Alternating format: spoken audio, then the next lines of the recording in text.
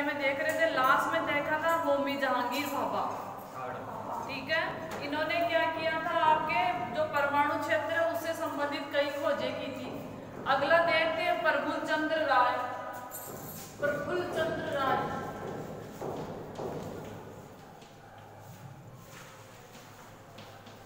अगला साइंटिस्ट या अगला वैज्ञानिक कौन है आपका, प्रफुल्ल चंद्र राय, ठीक है।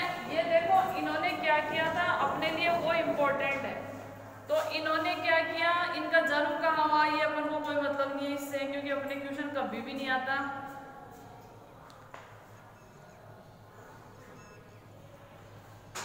इन्होंने किया था आपका जो Bengal chemical and pharmaceutical workers है, मतलब इन्होंने औषधि तैयार करने की फैक्ट्री की स्थापना की थी। क्या किया था इन्होंने, औषधि तैयार करने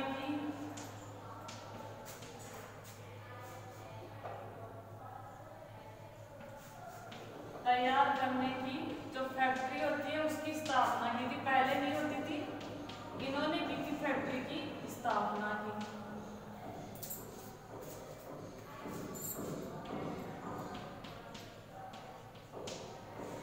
सबसे पहले इन्हीं के प्रयासों से क्या हुआ, जो औषधियां तैयार होती हैं आपके, इसके अलावा एक वो था आपका अंग्रेज था, उन्होंने इसको क्या कहा, व्यंग्यात्मक शब्द कहते, इसीलिए इन्होंने क्या किया, अल्प पूंजी में, अल्प पूंजी तो समझते हो कम धन में भी, अल्प पूंजी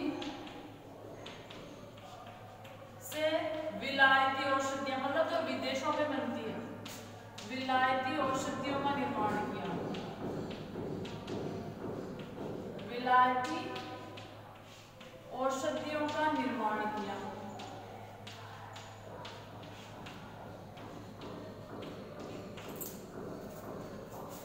ये इनका योगदान,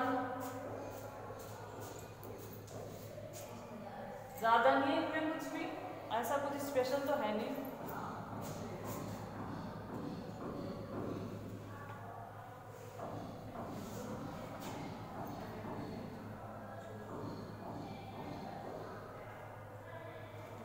अगला वैज्ञानिक देखते हैं पंचानन माहेश्वरी, ये इंपॉर्टेंट है। पंचानन माहेश्वरी जयपुर का था,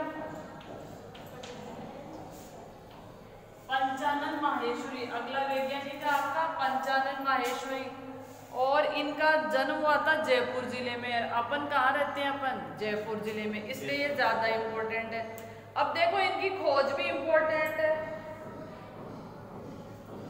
इन्होंने क्या किया था, पादप भ्रूण विज्ञान। भाई आजकल आप लोगों ने नाम सुना होगा टेस्ट ट्यूब बेबी, आजकल होता ना परख नली में शिशु का जन्म लेना, टेस्ट ट्यूब बेबी सुनी होगी, टेस्ट ट्यूब बेबी तकनीक। क्यों नहीं सुनी, जैसे कईयों के बच्चे नहीं होते तो वो डॉक्टर उनको बोलते हैं कि आप टेस्ट ट्यूब अपना लो। आप लोगों को ध्यान नहीं, अभी छोटे हो इसलिए। तो इन्होंने क्या किया, पादप भ्रूण विज्ञान पे कार्य किया। किस पे कार्य किया, पादप भ्रूण विज्ञान पे कार्य किया।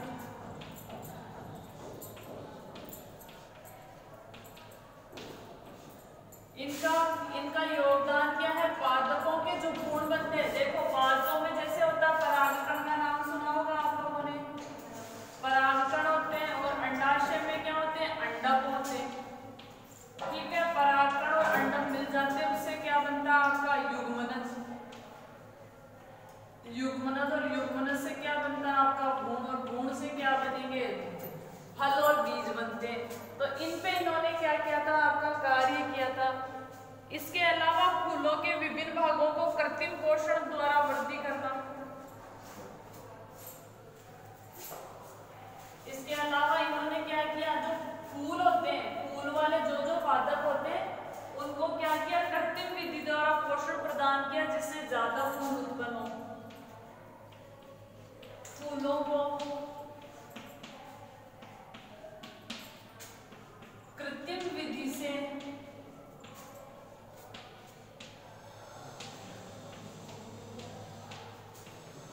पोषण प्रदान किया।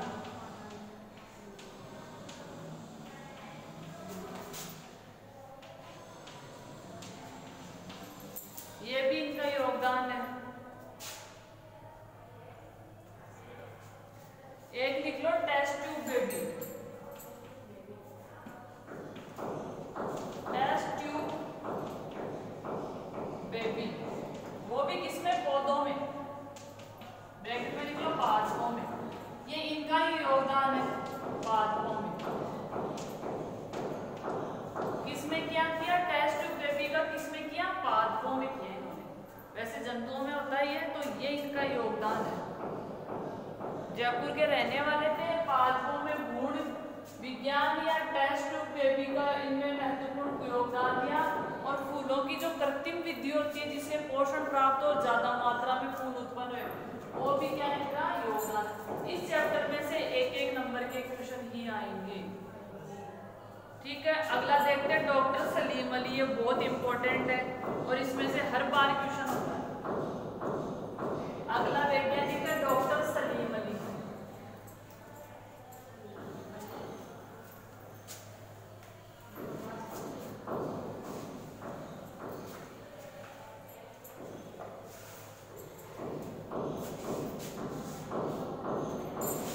बहुत इंपॉर्टेंट वैज्ञानिक है डॉक्टर सलीम अली।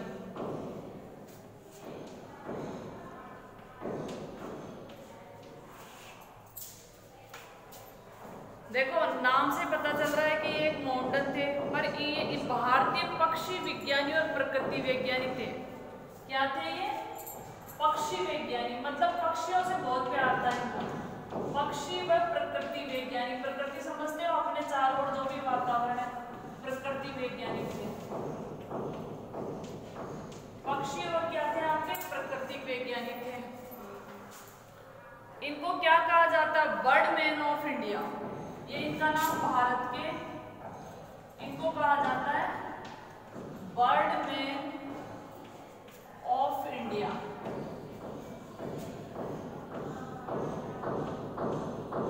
कैसे लिखोगे इंडिया, देखने में इंडिया से लिखा ना,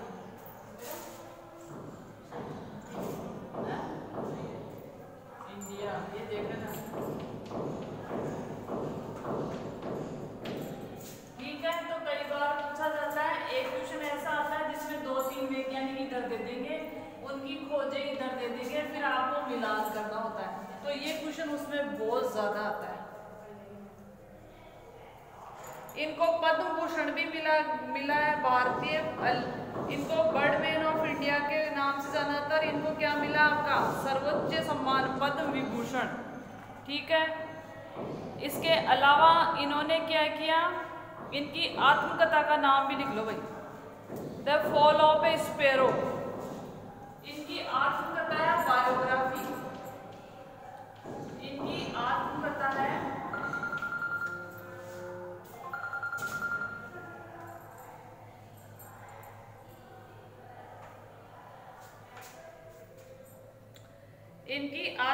का नाम है fall of the sparrow, fall of the sparrow.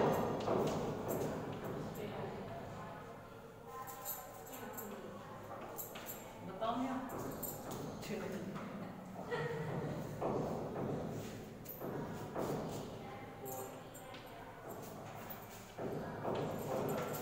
आत्मकथा का नाम ध्यान रखो, पूछ सकता है।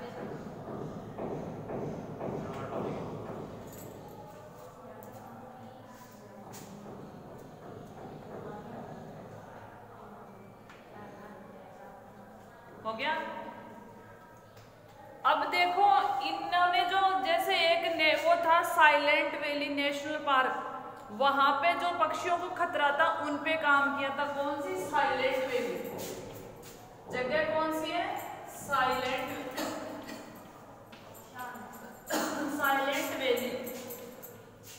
साइलेंट वैली में क्या था, पक्षियों को जो खतरा था वहां पे इन्होंने काम किया था। ठीक है, इसके अलावा अपना जो कैला देवी अभ्यारण्य है, बाघ परियोजना है, उन पे भी इन्होंने जोड़ दिया था।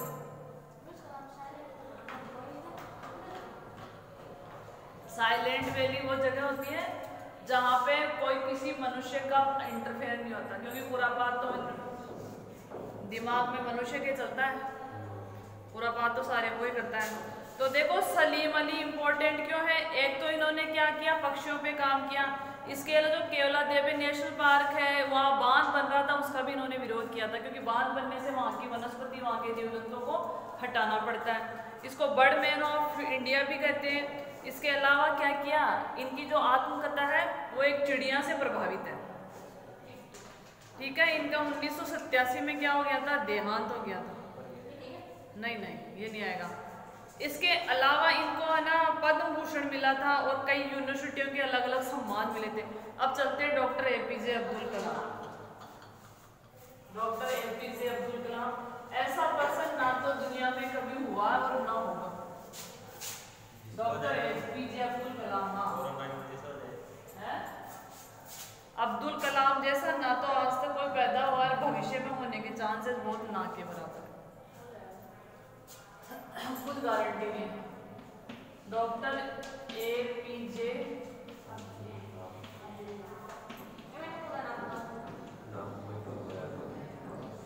अब्दुल कलाम, अब्दुल पाकीर जैनुलब्दीन अब्दुल कलाम, अब्दुल पाकीर जैनुलब्दीन अब्दुल कलाम। ठीक है, ये इनका पूरा नाम था। अब देखो सब जानते हो अब्दुल कलाम के बारे में, ये ऐसे आपके राष्ट्रपति थे जो वैज्ञानिक भी थे। अपने पहले ऐसे राष्ट्रपति है जो वैज्ञानिक भी थे। इनको जो राजनीति से इनका कोई लेना देना नहीं था। अब देखो जैसे ये राष्ट्रपति भवन में गए ना, तो राष्ट्रपति भवन में शायद 200 500 कितने कमरे हैं, तो सबको इन्होंने बंद करवा दिया, क्योंकि उनकी मेंटेनेंस में फालतू खर्च आएगा। ये एक कमरे में रहते थे। और जो मुगल गार्डन है, राष्ट्रपति भवन में मुगल गार्डन है, वो आम जनता के लिए इन्होंने खोल दिया था। वहाँ अलग अलग वैरायटी के गुलाबों की ऐसे ऐसे आपके पुष्प रखे हुए हैं, ऐसे पौधे जो अपने और कहीं नहीं है, तो आम जनता के लिए खोल दिया, जिससे थोड़ी बहुत आमदनी भी होती थी। उसी आमदनी से ये अपना खर्च चलाते थे। इनको किसी से कोई मतलब नहीं था। ये जिंदगी भर एक टीचर थे और लास्ट टाइम तक भी पढ़ाते थे। शिलोंग यूनिवर्सिटी में वो लेक्चर दे रहे थे और वही ऑन स्पॉट खत्म हो गए। ठीक है, और इन्होंने अपने जो परमाणु अनुसंधान केंद्र है उसमें कई मिसाइलें बनाई थी, नाग, त्रिशूल, अग्नि, कई 5-7 मिसाइलें, वो भी क्वेश्चन में बनेगा। ठीक है, इनको राजनीति से कोई लेना देना नहीं था। एक वो सूटकेस लेके गए थे, जब वहां से वापस आए थे 5 साल बाद, तो वो सूटकेस लेके आए थे। वरना आपको पता है राष्ट्रपति क्या क्या लेके आता है, उसको करोड़ों में तो गिफ्ट मिलते हैं। वो ये किसी से गिफ्ट वगैरह कुछ नहीं लेते थे, मतलब एक फकीर की तरह रहे और राजनीति में वो काम किए जो आज तक कोई नहीं कर पाया। तो इनके बारे में देखते हैं।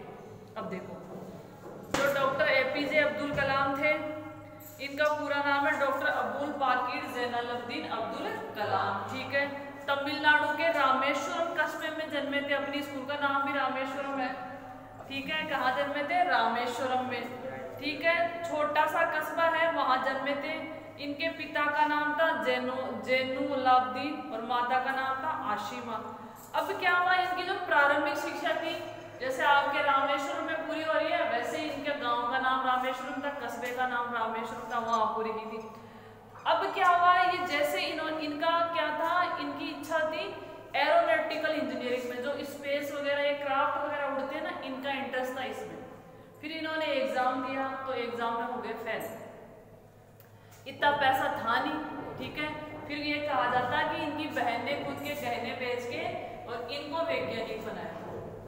और इन्होंने इतनी मेहनत की जो अपना रक्षा अनुसंधान केंद्र है ना, डीआरडीओ पावर क्राफ्ट परियोजना, ये डॉक्टर कलाम की मेहनत का रिजल्ट है। ठीक है, इसके अलावा ये बहुत मेहनती है, सब जानते हैं। इनको पढ़ाने का शौक था, बच्चों से बहुत लगाव था। ये आते रहते थे, एक बार हमारे कॉलेज में भी आए थे, तब हम भी मिले थे इनसे। ठीक है, तो ये ऐसे थे जो इनको पैसों से, राजनीति से, फालतू और जिंदगी भर अनमेरिड थे ये। ठीक है, मतलब इन्होंने दिया ही दिया है, लिया कभी कुछ नहीं। इसके अलावा इन्होंने क्या किया, रॉकेट प्रशिक्षण तकनीक को क्या किया, विकसित किया। नाइक अपाचे, देखो इन्होंने जो अपने होते हैं ना लॉन्चर होते हैं ना, जैसे आपका ये उपग्रह छोड़ा गया है, उसके नीचे लिखा होता है SLV, हाँ, जो ये छोड़े जाते हैं ना, उनको छोड़ने के लिए जो लॉन्चर होते हैं ना, उनका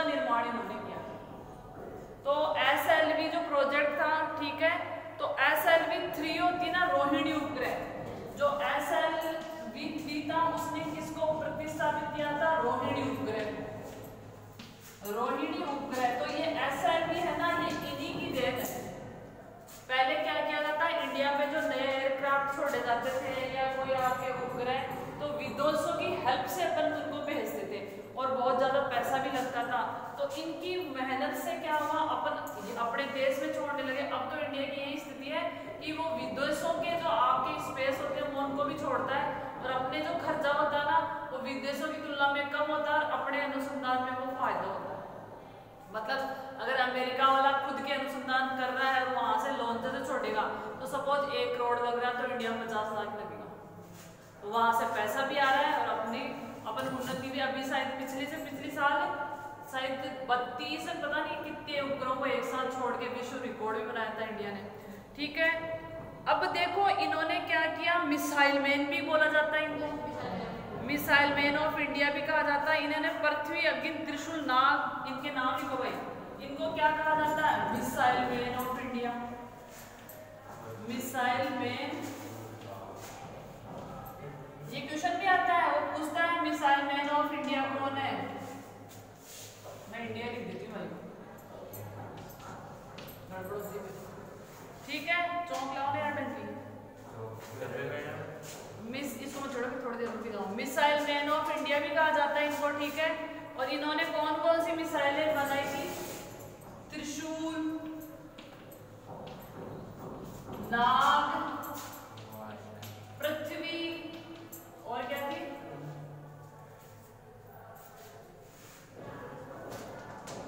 अग्नि, आकाश,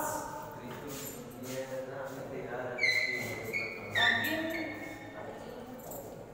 और क्या हो गई? नाग हो गई, त्रिशूल होगी, और आकाश। ये इनकी मिसाइलें हैं, इन पे इन्होंने बहुत काम किया था।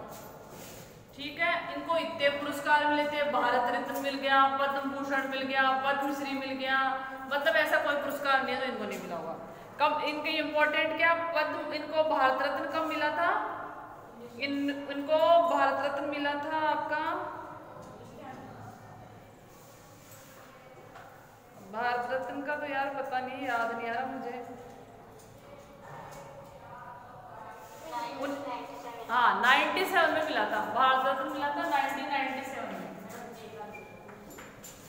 भारत रत्न मिला था 1997 में, 1997 में भारत रत्न मिला था इन्हें।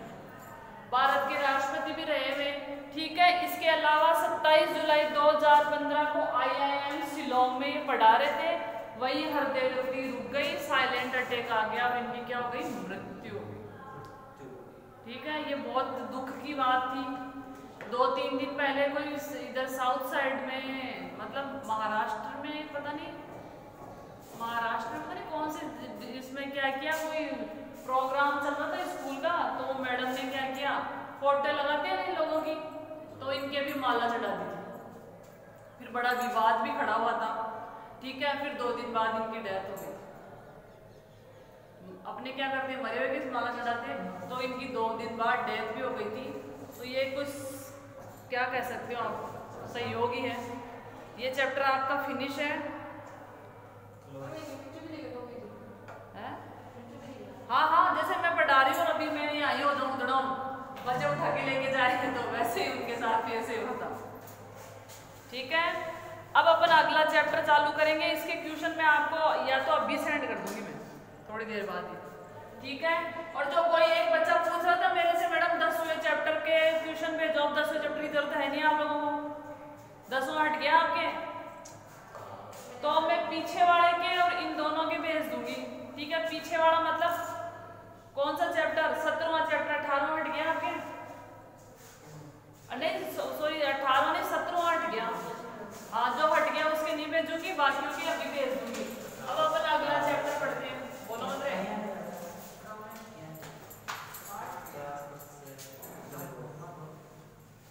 पार्ट नंबर 19 में चलते हैं, जैव विविधता, बायोडाइवर्सिटी। चैप्टर नंबर 19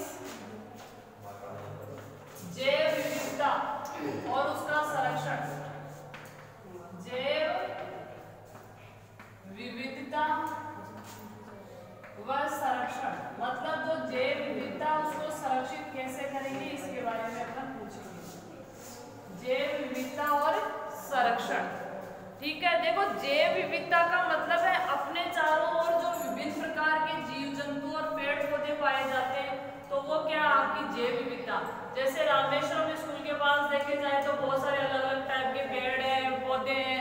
इसके अलावा बहुत टाइप की चिड़िया है, कबूतर है, जो भी ये सारे मिल रहे, गाय भैंस कुत्ता, ये सारे क्या आपके जैव विविधता को प्रदर्शित करें। तो एक निश्चित एरिया में विभिन्न प्रकार के जीव जंतु और पेड़ पौधे पाए जाते हैं, तो वो क्या कहलाती है आपकी जैव विविधता। देखो जैव विविधता में किस किस को सम्मिलित करेंगे अपन, ये देख लो आप, कई बार आता है 1 नंबर पे जैव विविधता। जैव विविधता में क्या होगा, एक निश्चित क्षेत्र में उपस्थित, एक निश्चित क्षेत्र में उपस्थित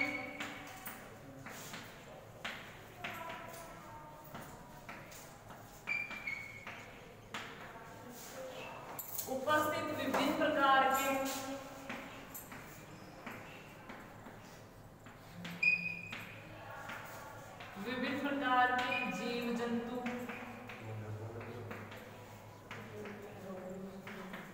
पेड़ पौधे,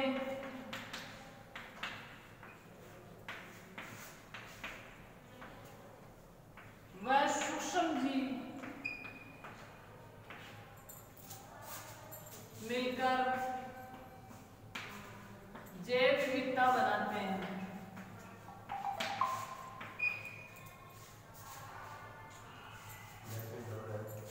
जैव विविधता का निर्माण करते हैं।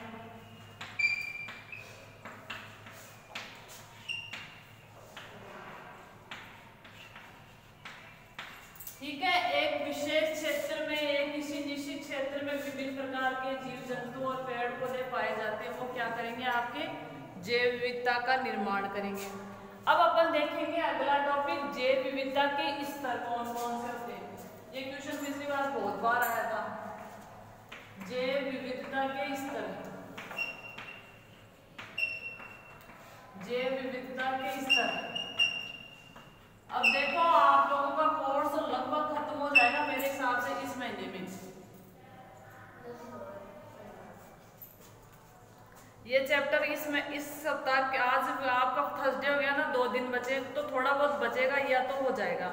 अब आपका एक तो चौथा चैप्टर बचा है और एक 9वां भी बचा है क्या? हाँ 9वां चैप्टर बचा है बस, एक चौथा बचा है, एक 9वां बचा है। तो चौथा तो 2-3 दिन में हो जाएगा आराम से है, और 9वें में ज्यादा से ज्यादा 1 सप्ताह लग जाएगा बस। 9वें में टाइम लगेगा। प्रकाश क्या? तो आपका कोर्स ज्यादा से ज्यादा दीपावली से पहले हर कंडीशन में पूरा हो जाएगा। कैसे भी टांग खींच लो चाहे या ढीली छोड़ दो, हर कंडीशन में पूरा हो जाएगा। और फिर आपके टेस्ट लेंगे और आप लोग पढ़ाई नहीं करोगे तो आप लोगों की हालत बहुत गंदी है। हाँ बोलो, क्या बोल रहे हो?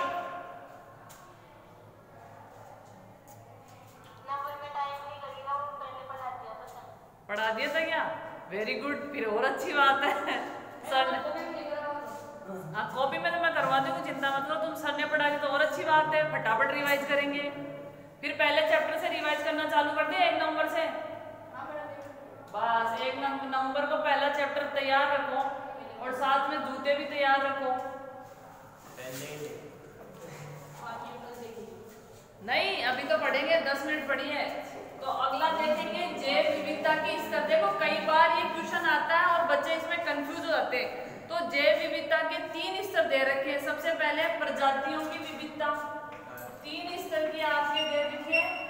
प्रजाति बोलो रे, प्रजाति विविधता।